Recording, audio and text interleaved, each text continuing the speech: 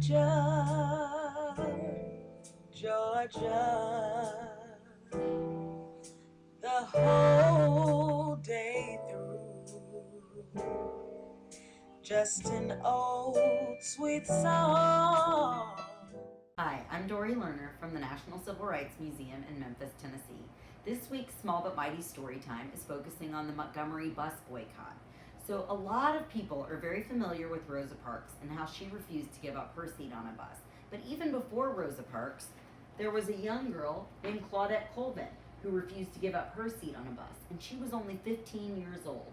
And what she said when she was asked to give up her seat on the bus for a white person to sit down was, "I know my rights, and I won't give up my seat on the bus for someone else to sit down."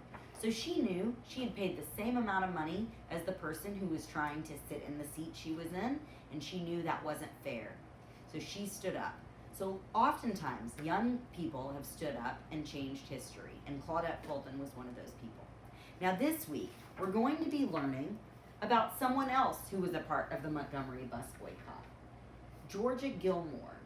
So this book is called Pies from Nowhere, How Georgia Gilmore Sustained the Montgomery Bus Boycott. It was written by Dee Romito and illustrated by Laura Freeman. If you saw our story time called A Voice Named Aretha, that was also illustrated by Laura Freeman. We really like her illustrations. This book was published by Little B Books. So everyone, Pies from Nowhere.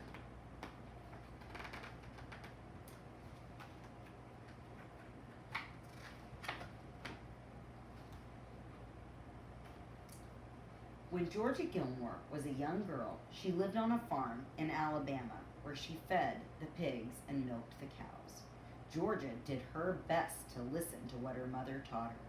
Think twice before doing anything you might regret, and never, ever hate anyone. Georgia grew up and soon had a family of her own. She did plenty of cooking along the way, and when it was time for something sweet, she knew just what to do. She'd blend butter and sugar in a bowl to get her homemade pound cake started, and then add tea bags to a pot of water for a new batch of sweet tea.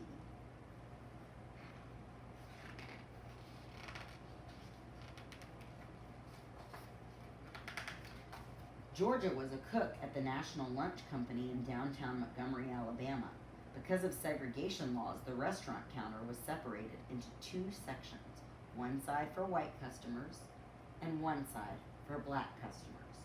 Georgia knew it was wrong, but that was the way things had always been.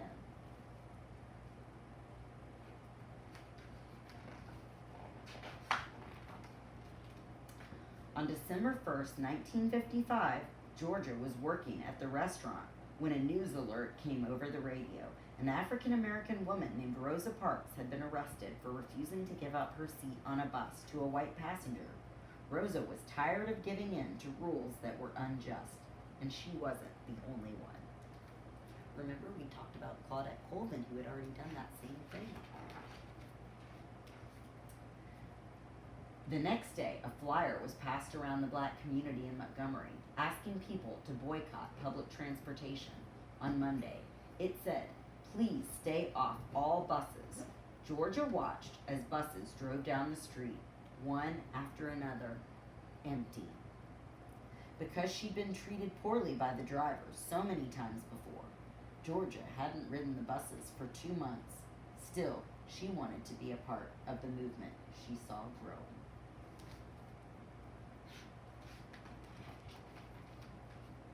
Not long after, she went to Holt Street Baptist Church to hear Dr. Martin Luther King Jr. speak. The church was full. The crowd overflowed onto the street outside. Large speakers had been set up so everyone could hear. Dr. King spoke about doing good things for one another. He talked about freedom, unity, equality. "We are determined here in Montgomery to work and fight until justice runs down like water and righteousness like a mighty stream." Those were things Georgia believed in, and she was willing to fight for them. So Georgia decided to help the best way she knew how. She worked with a group of women, and together they purchased the supplies they needed: bread, lettuce, and chickens. and then off they went to cook. The women brought food to the meetings that followed at the church. They sold sandwiches. They sold dinners in their neighborhoods. As the bus boycotters walked and walked, Georgia cooked and cooked, and boy, did the people of Montgomery love her food. Georgia's group donated the profits from their sales to the Montgomery Improvement Association, which helped fund the boycott. But if anyone had found out these women were involved, they could have lost their jobs. So Georgia ran the operation, and the other women acted as secret helpers.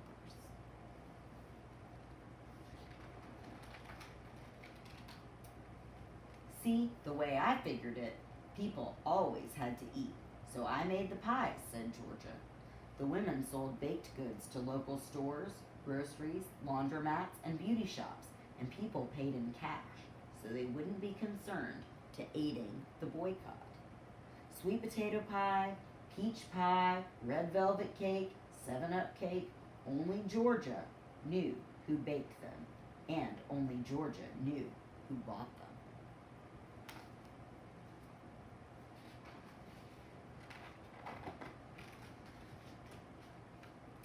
Every Monday and Thursday, Georgia would go early to the boycott strategy meetings at the church. She'd walk up to the collection plate and announce how much her group was contributing. There was cheering, clapping, foot stomping. But whenever people asked where the money came from, she remembered her promise to keep it a secret. It came from nowhere, she'd say. Because of this, her brave group of women bakers became known as the Club from Nowhere. The club not only raised enough to purchase gas for the carpool system that had been set up for the boycott, but they were also able to buy station wagons to aid the effort to get people to where they needed to go. But Montgomery didn't want their buses continuing to lose money, so the city did what it could to stop the protesters and their efforts. Dr. King and 89 others were arrested for their roles in the boycott, and Georgia was called to speak in court about an instance when a bus driver had mistreated her. After she had already paid, the driver demanded she get off and enter through the back of the bus. When I reached the back door and was about to get on, he shut the back door and pulled off, and I didn't even get to ride the bus after paying my fare. So I decided right then and there I wasn't going to ride the buses anymore, Georgia testified.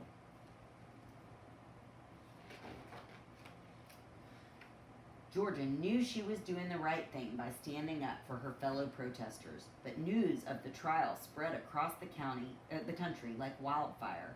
When the National Lunch Company found out she was part of the boycott, she was fired from her job.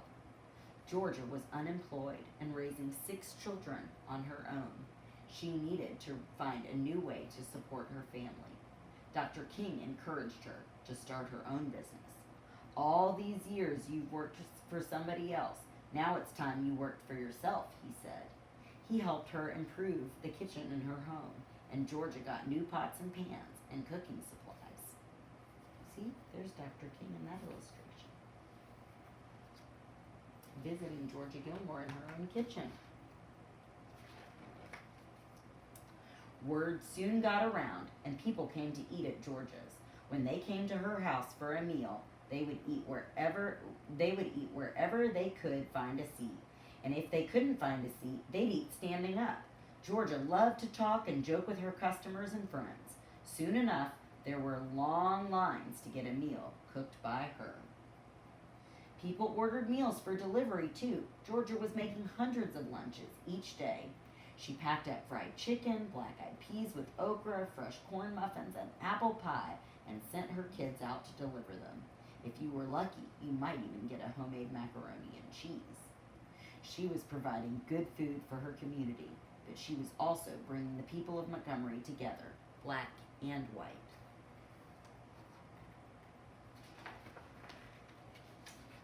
Dr. King frequently had meals at Georgia's house because she was a big woman with a big personality. He lovingly called her Tiny. And because civil rights leaders knew They could trust Georgia. Her home became a place for important and often secret meetings.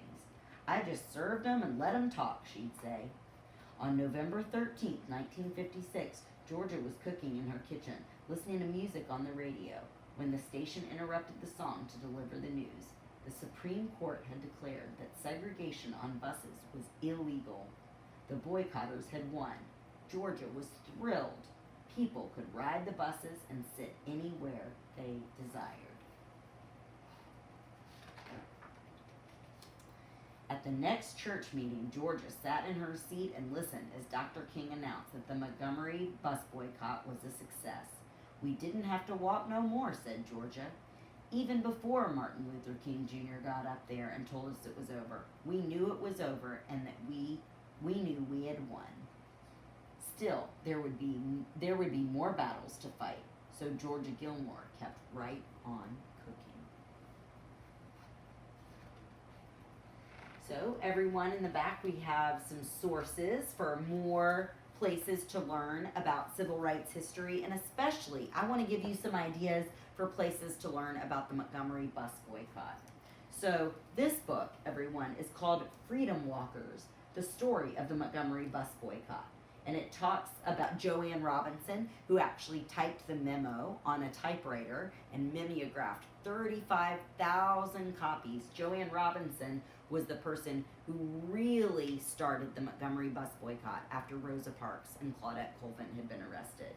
So this book, Freedom Walkers, is by Russell Freeman. Hope you'll check this one out. Also, if you want to know about some other amazing women who made civil rights history, check out this book called Little Leaders, Bold Women in Black History by Vashti Harrison. Beautiful book.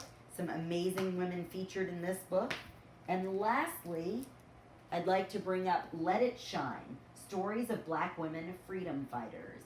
And it's by Andrea Davis Pinkney, illustrated by Stephen Alcorn. This book you can find on our website, which is at shop.civilrightsmuseum.org. And also the shirt that I'm wearing, which says, "Well-behaved women seldom make history," can also be found at shop.civilrightsmuseum.org. So check us out and see if you can find some of these great books. And now I want to give you an idea for an activity. So at the end of Pies from Nowhere, you would actually find on the inside cover Georgia Gilmore's recipe for homemade pound cake.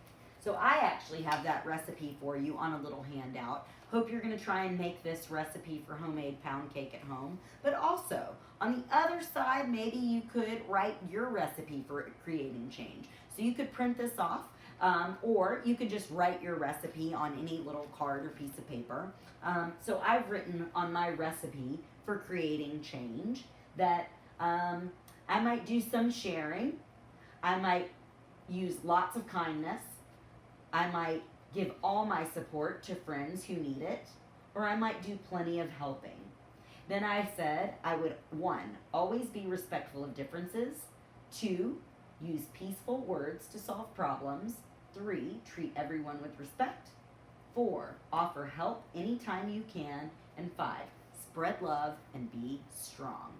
So everybody, go out, create your recipe for creating change, and then try to do that when you can. Use your recipe to create change in your community. We hope you enjoyed this Small But Mighty story time with us, and we look forward to seeing you next time. Thanks and take care. Georgia, oh Georgia, no peace I find, just an old sweet song keeps Georgia